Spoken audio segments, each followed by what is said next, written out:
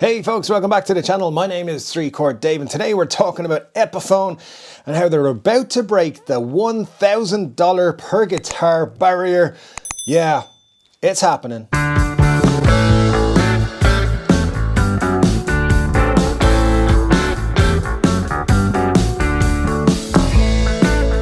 Yes folks, we're going to talk about Epiphone's pricing in just a second, but first, just hit that subscribe button if you could. Lots of people watch the channel on a regular basis and they have not hit subscribe yet, which is crazy because we do 3-Chord Dave live on a Saturday.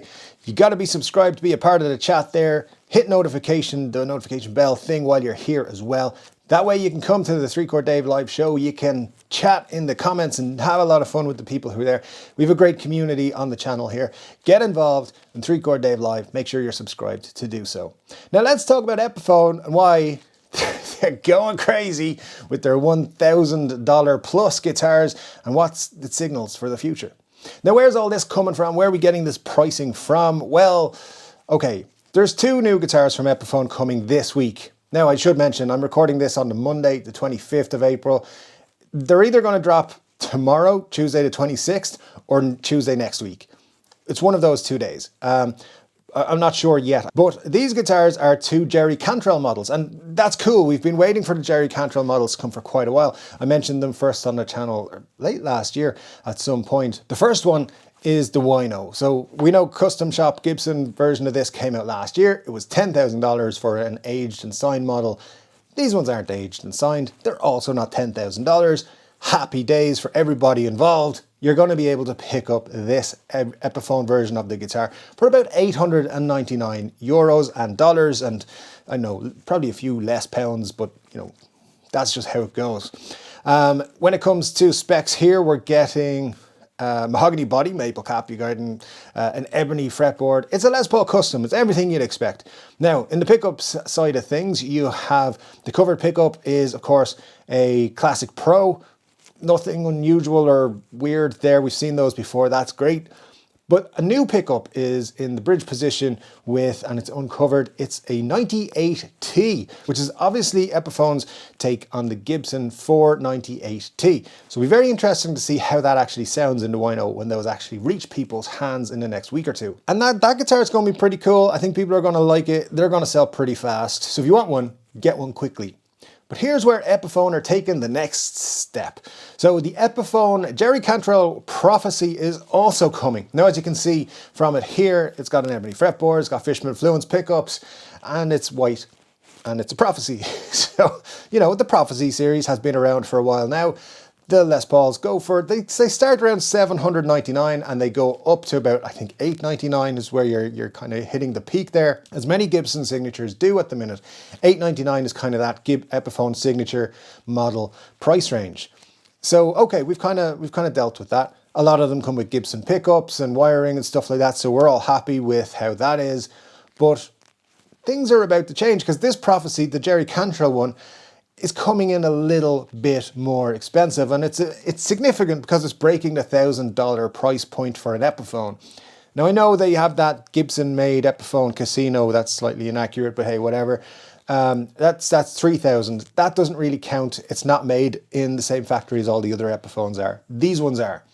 And this is setting a precedent for more expensive Epiphones to come down the line.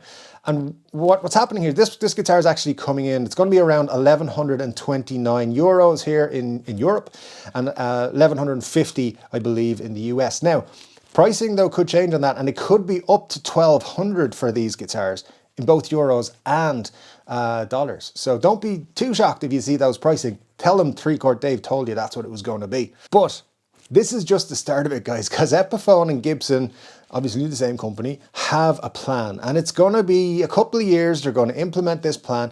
And what they're going to see is Epiphones up to $1,400 and Gibsons then take over from $1,500 up. So the minute you can pick up a Gibson guitar, very basic, like a special or a tribute or something like that, you know, the most bare bones Gibson that they can sell, around about $1,000, 1,000 euros, okay? That's possible. However, that's out the window once Epiphones break $1,000. It doesn't matter that these are high-end Epiphones, that they've got a lot more bells and whistles than the basic Gibsons. Those Gibsons are going to be 1,500. That's where this is coming. Not straight away, in a couple of years' time. And listen, if Jerry Cantrell's getting an Epiphone guitar that's 11 or 1,200 euros and dollars, you think Slash is going to be okay with that? You think Bonamassa is going to be okay with it? You think Adam Jones isn't going to want an expensive one as well?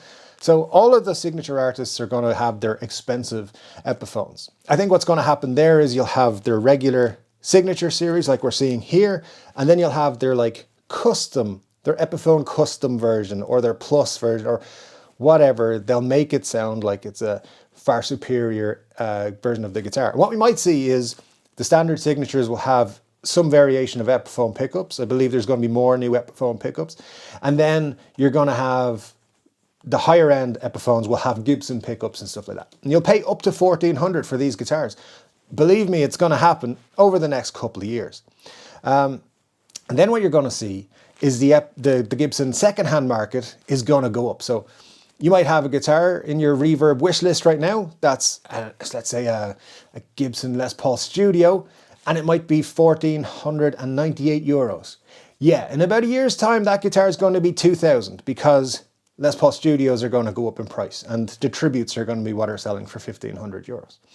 So that's where it is. Epiphone are taking that step, that next step in pricing. They're breaking that $1,000 barrier, and it's significant, it's huge. So we've had all this talk about Gibson weren't at Coachella, you know, most people were playing Fenders, all this sort of stuff.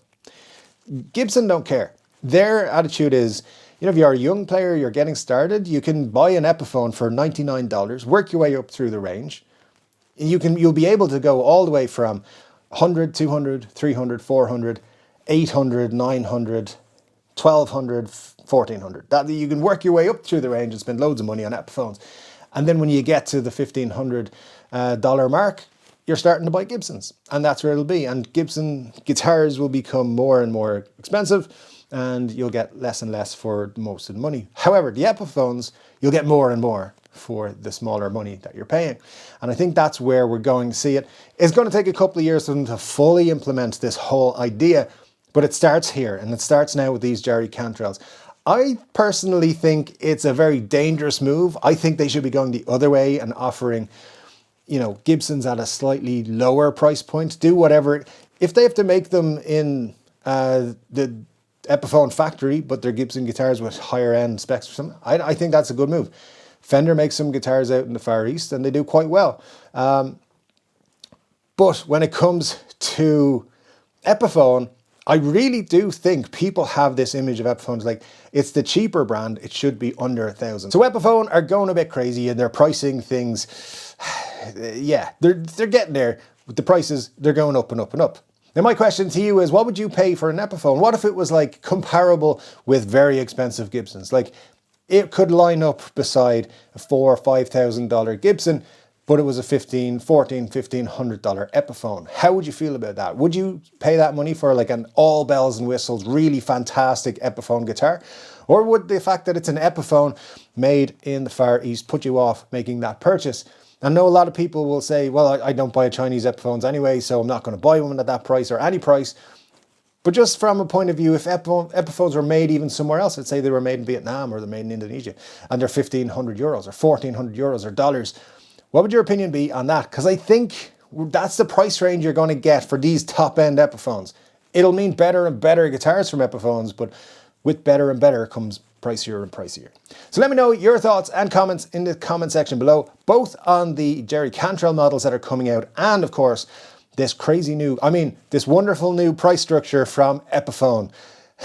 I'm looking forward to hearing what you think. Anyway, guys, don't forget we do 3 Chord Dave live on Saturday. I'll see you there. Make sure you're subscribed and come and join the fun. I'll be back with another guitar video very soon, and until then, take care.